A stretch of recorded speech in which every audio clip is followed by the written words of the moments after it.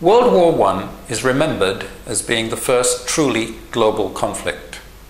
Although 1.5 centuries earlier, the 7 Years' War was also considered to be global. It involved Europe, with Britain and Prussia as allies, Africa, India, North America, and South America, and the Philippines. It certainly had long-lasting repercussions on global geopolitics, and the outcome confirmed Britain as the predominant colonial power. And during the subsequent 150 years, Britain was determined to maintain that strength.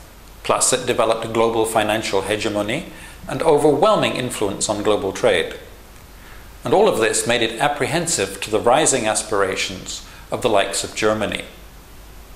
Mistrust began already in 1871 with the coming together of the German Empire, and later with an emerging German colonial strategy and heavy investment in its high seas fleet.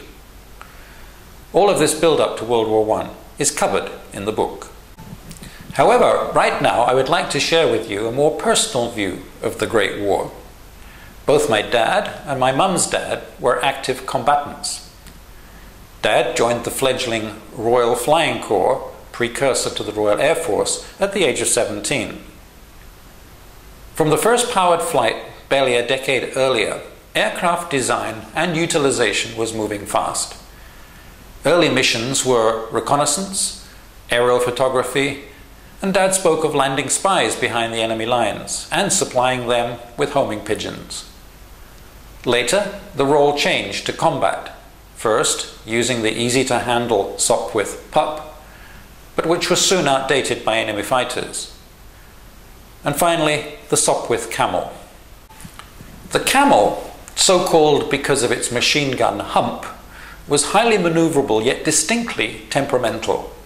Its engine rotated with the propeller, causing gyroscopic instability, which in the hands of experienced pilots could be exploited for rapid maneuverability. But many pilots were killed in training trying to reach that level. Clearly, my dad had a guardian angel. Samuel, my grandfather, was already an enlisted infantryman stationed in South Africa when war broke out. He was not so lucky.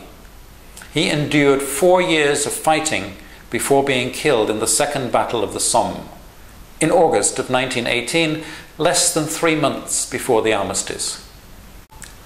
Official reports of his death from the commanding officer talk of his being hit on the high ground east of Albert. Stretcher bearers were taking him down, that the bullet seemed to have passed through the lung, that he was weak, but there were great hopes of recovery. Later messages to his wife from the sisters in charge of the hospital say that everything was done for her husband, but that the wound in his back was fatal from the first. He passed away peacefully, they said, very soon after he had been admitted to the hospital. He was laid to rest in the military cemetery.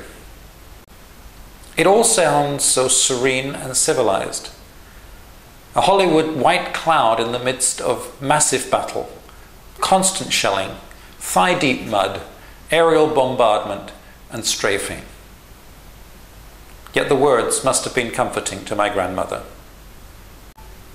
Sam's diary from the trenches, matter-of-fact narration with an amazingly steady hand under those conditions, allowed me to live just a little the on-the-ground realities and to follow his movements with published dispatches and other historical accounts.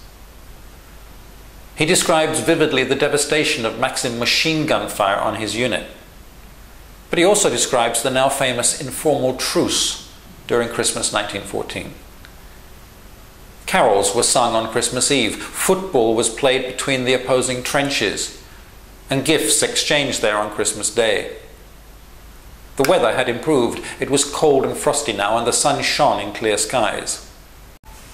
Sam received 12 cigars from the Germans and gave all but one of them away. This is it. It's almost 100 years old now.